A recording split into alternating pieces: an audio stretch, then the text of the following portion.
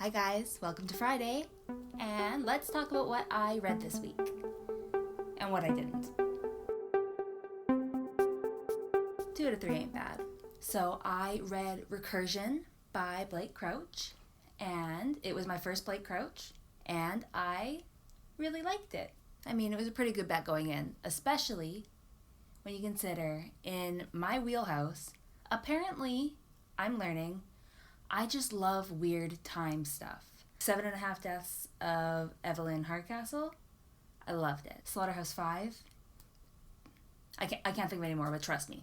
I just really like it when time gets all up. So, Recursion, we follow Barry Sutton and Helen something. Barry is a detective and Helen is a neuroscientist. She's trying to develop a chair to preserve memories in people who are losing them. Her mom has Alzheimer's, and so she's trying to keep the parts of her mom that are still there and maybe bring back some of her memories. So she sets out for good, but of course, that is not what happens. Helen's chair actually ends up making it so that you can travel back in time to the memory that it's complicated, it's sci-fi. Every time they go back and they change things, they change everything, and it just keeps getting worse and worse and worse. It was really, I don't usually read kind of crime novels, but it had that feeling of like you're always chasing something and really fast-paced, where they're just flipping from one timeline to another, to another, to another. And it held my attention. The audiobook was great. The narrators were great. I recommend it. At the same time, I was reading Pyramids by Terry Pratchett. And so I'm just continuing on my Discworld trajectory. Pyramids also was dealing with time and trying to fix it.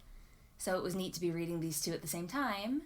I mean, they were very, very different, don't get me wrong. Pyramids is Terry Pratchett. It's zany and wacky and just, it's a caricature of a world, but it's really fun. And then Recursion was very serious, very realistic, very sci-fi. Two very, very different books, but they follow kind of the same problem at their core. So it was fun to read them at the same time. I will just kind of briefly describe Pyramids because I think I'm going to make videos about each of the Terry Pratchett books since I'm going to read them all, so why not? Pyramids, we're following Tepik.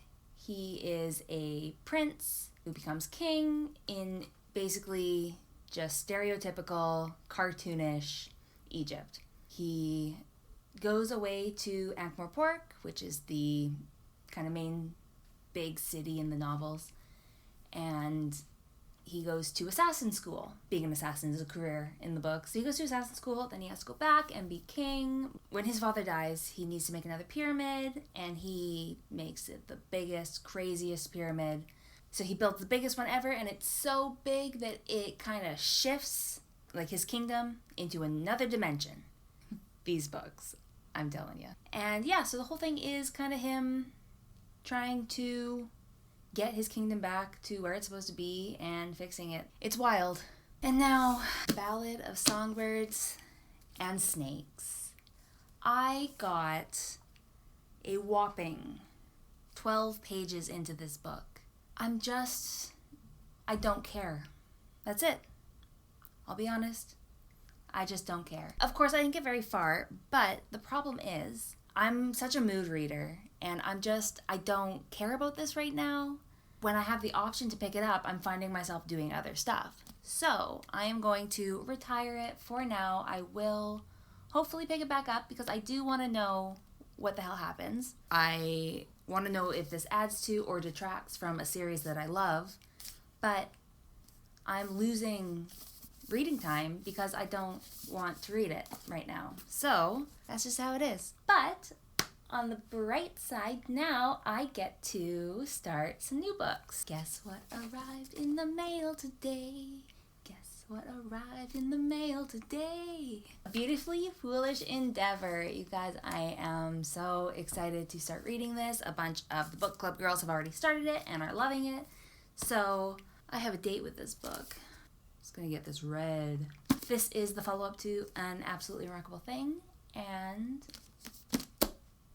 I'm excited. So we're gonna go back to April, May, and the Carls and see what the hell is happening. On audio, I started This Is How You Lose the Time War. I'm 12% in, and I'm really liking it so far, which, of course I am. It's a time war. It's basically these two soldiers through time are leaving each other notes because they have the technology to jump forward and backward in time, and as soldiers it's their job to go back and change stuff for the war effort.